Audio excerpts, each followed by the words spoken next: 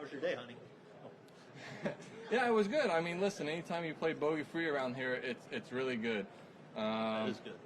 You know, I didn't have a great warm-up, and, you know, Todd and I have been working really hard the last couple of weeks, and we've seen, you know, some good things. We know what we need to do.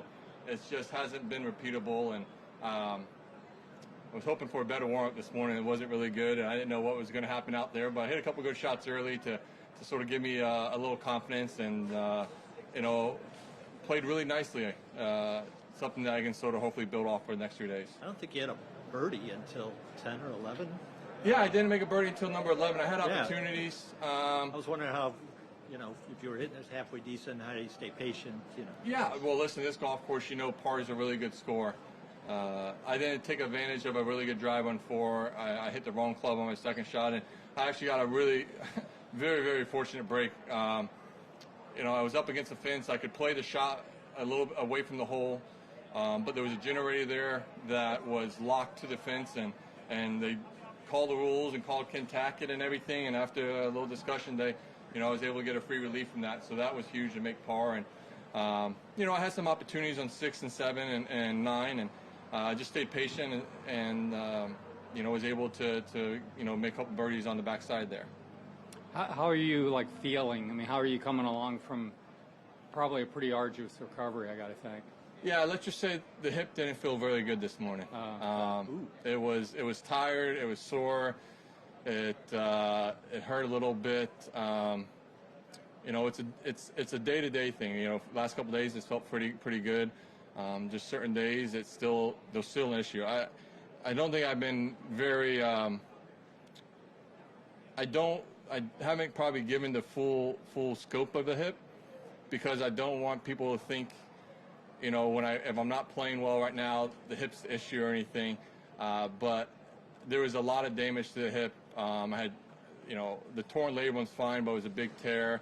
They had to shave down some bone, but I had 2 microfractures in the hip as well, and so those are something that takes a year or 2 to heal. And so I've trained really well at the end of the year to put myself in a position to come back and play, and the hip isn't an excuse for playing bad, but my sports psychologist and a couple of my other guys on my team, my physios, you know, talking with other doctors that they know around the country, and you know, they sort of check up on me.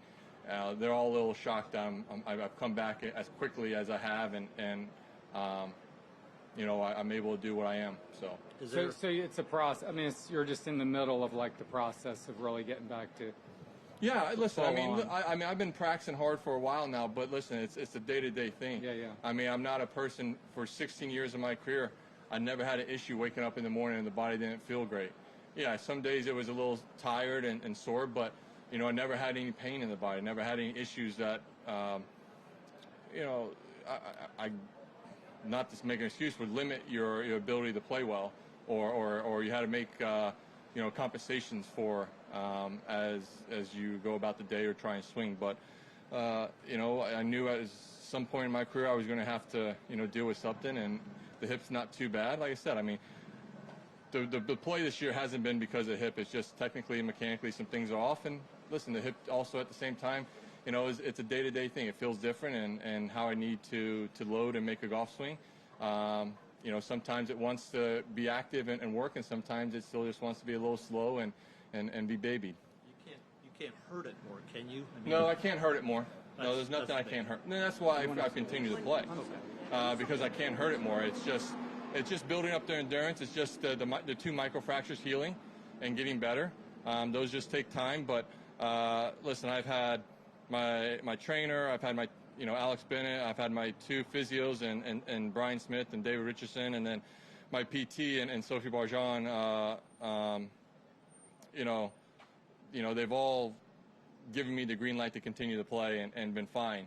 It's just, you know, it's a healing process, and it's just going to take a little more time for it to get back to 100%. When you hear that it's going to take a year to fully come back, what goes through your mind, and how does that affect the competitor inside you?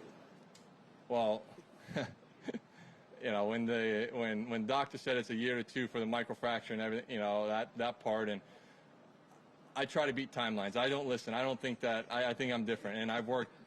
I think everyone on my team knows, and people around me know, I've worked really hard from surgery in May to the end of this year or into last year, and even continue to work very hard for the first couple months to try and overcome that. And I think I as cocky and I can be at times, I think I can overcome that and beat that and sort of show the doctors, hey, you were wrong on this situation. But there's a reason they're doctors, and there's a reason I'm not. I was going to ask, were the doctors wrong in this? No, listen, I would say, because I had a wrist surgery in 2010, I know that took a full year to get back. I mean, I played 4 months after surgery and I was fine, but it was a year of not having to ice it after rounds, for every day not to be tight, maybe not swell up. And so the hip's a very similar situation. I just can't see it swell up. I can feel it. I can feel it get a little, tight, feel a little puffy, but that's, like I said, it's as much as I think I can beat the year process that they always seem to say, it is a year. I mean, I've seen it in other sports. You see guys come back from an ACL injury. You see guys come back from Achilles and all these other stuff, and they're back playing 6, 7, 8, 9 months, and they're playing, but they're not back to 100%. They're not nearly as explosive. They're not, the recovery of it on a day-to-day basis isn't as great as it was before surgery. So, I think like a lot of athletes, I think we can always we can beat that timeline, but the body, we can never overcome what the body needs to take time on. Before the surgery, we know your golf swing and the routine, workout, everything. Did you change anything after the surgery, or you keep the same swing as before, everything? Swing's the same.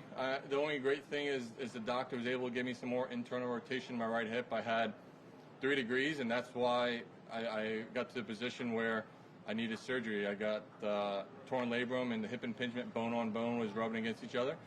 So he was able to shave down some bone and give me a little more hip turn, internal rotation, which just helps the backswing, helps me load a little bit easier. And it's actually been a really good thing. But like I said, just a day-to-day thing. Sometimes it wants, as I turn into it and I sit into it, sometimes it will stay and want to be sat into, and other days it just wants to get out of that position.